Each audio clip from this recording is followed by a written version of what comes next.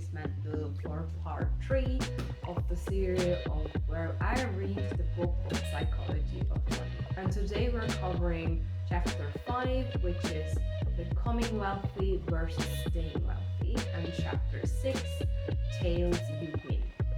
If that's the first time you're encountering the Psychology of Money, I have the videos linked in the time card and as well as in the description. Feel free to start from the beginning, or you can also watch this video on its own. And if you want to also read it along with me, I can highly recommend it, and we can also chat in the comments about what you have learned in each chapter. I'm more than happy to hear your own opinion, or even if we have similar counterparts that we took out of that book. If Morgan Housel had to describe money success in one word, it would have been survival. Keep in mind throughout the whole video about the survival, I think you get a good understanding why he picked that word. And that's where I want to open it, by starting how to become wealthy. It is taking risk, putting yourself out there, and having a positive mindset. On the opposite hand, when you have to stay wealthy or you want to stay wealthy,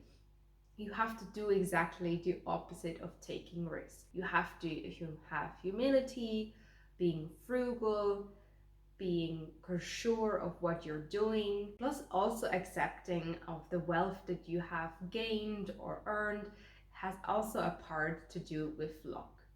And at the same time, as quickly or as good of many times you have encountered of the wealth that you have gained, it can also be taken away quite quickly. So what have helped you in the past or present to make money doesn't always give you the result of the repetition that way of gaining the wealth will be continuing or even be successful in the future. So always have a bit of a backup in there, and understanding that the way things work can always change and fluctuate. While I was reading the book, I had thoughts, how could that be related to my everyday life, or how would I implement it? Frugality and minimalism are very close to each other, building your fundamental budgeting, savings, and so on. But that could be also implemented in, do I need to take an extra takeaway coffee this week? Or is it necessary now that I buy exactly that item that I see? Am I sure that I'm not over consuming right now? And also practicing gratefulness in moments of that I'm sure I have enough, and not the need of always getting more and more. And that is always something that I think keeps us away from getting wealthy, and especially staying wealthy. The overconsumption and the tendency to buy more, accumulating more, to represent wealth, and the image that some of us have, and maybe even we want to obtain that image. And as far as I've educated myself about money and wealth and so on, minimalism is really a counterpart in making yourself independent from work, or having the freedom of to do what you want by gaining money. And that can look very different from us or from someone else by defining what is enough for us. But definitely minimalism and frugality and being humble helps a lot to improving your wealth, and also your everyday life expenses are more manageable through that. In chapter number 6, Tails You Win, I have really gained also a lot of clarity in there. We underestimate so much of when things are failing and not work out as we planned. We tend to overreact so much, and that's actually so true. If we're failing in something, it's a project that's not going as well, the progress even that we put in is not earning as much of results as we expected. Mr. Housel was talking a lot about companies as well in this chapter, and I would say Disney, we all know and we love it. But actually the first studio of Disney got bankrupt, and then they opened a new studio. And the films by that time were mostly short and were beloved by viewers, but most of them didn't make a fortune at all and made more losses than expected. One day they started a new project, which was Snow White and the Seven Dwarfs. And that movie made exactly the difference. They could pay all their debts that they had so far in this company, and the 83 minutes made the actual difference for the business. And that, in business term, that's all what it matters for them to succeed. And there are many more stories to tell, such as Apple, Amazon, but I wanted to stick with that one. That means they've made so many movies, they tried so many things, and things didn't work out, or even though it was beloved by viewers and watched, as a business, it was not making enough fortune. It just had losses, but that's exactly where the author wants to pick the point, is that we have so much attention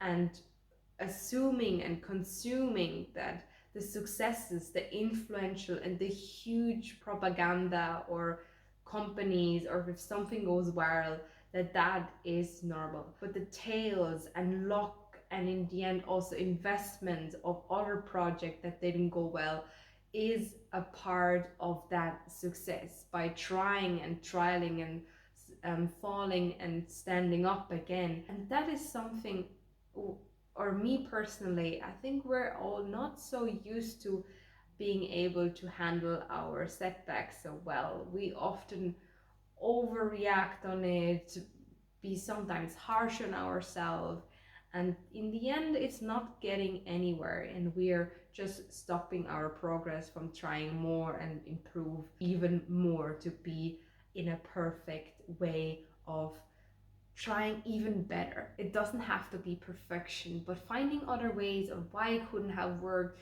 seeing it as a bigger picture of tell your tales that you win. And that's the whole thing that really blew my mind, that even if we think like some companies, some people make a huge success, but behind the doors, behind the amount of hours that they worked, studied, there is not that much talked about. And even I would say we're not even interested of hearing them. But there will be times where we are low, or things are not going to work out the way we planned, or financially it's working out for us. And in that moment, or in these phases, it's very critical and essential to stay calm and think, to be sure that you're not acting irrational in that moment. And that's easier said than done. But definitely having structures that you can follow is critical. The author also took a quote of Napoleon in his military genius strategy. A man who can do the ordinary things when everything is around him not functioning, so to speak, or in chaos, that's where your power lies. If people, or if the whatever, the stock market is not working, inflation hits, or something bad happens, people overreact, they maybe sell their things, or you're just taking all of your money and think like in a way that you can make quicker money, otherwise you work losses. By just being steady on your feet, being sure of what you're doing, and sometimes the best is just let it rest.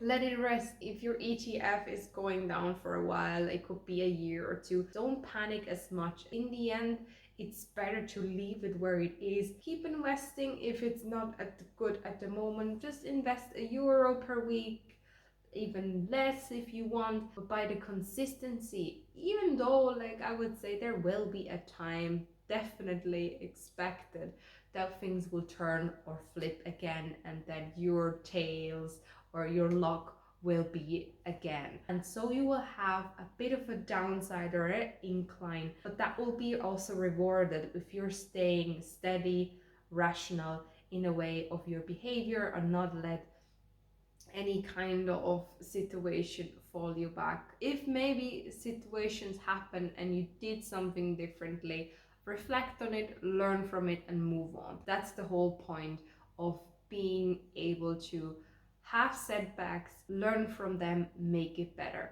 But especially when it comes to money, rather doing less of risk when it comes to things that we are not sure of, or we are not having that much experience, it's better to just going step by step, wait a bit longer before you make a decision, even ask for guidance, for help and recommendation is a good part. Because if you're not assessing your situation and you're not thinking the way you should, or by being just led by emotions, you will be facing the consequences. Might that be very bad or just a little inconvenience, but have that in mind. And for me, in these moments, I could also apply that chapter after having a bit of a thought about it in my own life, about these setbacks, or when things really turn out good and I had tails and I just got a win, is how many times did I had to change or improve my job situation till I got into one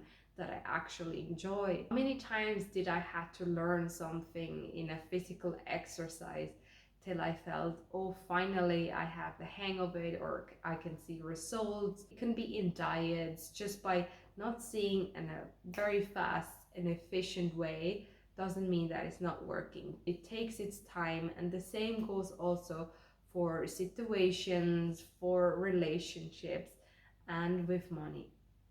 Being aware of what you're doing and maybe also rethink your spending, as well as in chapter 5 mentioned, by having frugal habits, being more minimalistic and also grateful what you have. And that can give you a good advantage, which also takes results in having more information and educating yourself before you handle or do something that have a good big of consequence if you're doing it wrong, is also the key part that I take away from this chapter. Have a think about it, and if that didn't make you curious to read the book, I would still highly recommend you to do so. I will release every month a new chapter, or two to be exact, and we will follow along till the end of the book. If you like this video, leave a comment of what you have learned now so far in these two chapters. Is it something that you have already had a think about it, or is it something completely new? I would love to hear it.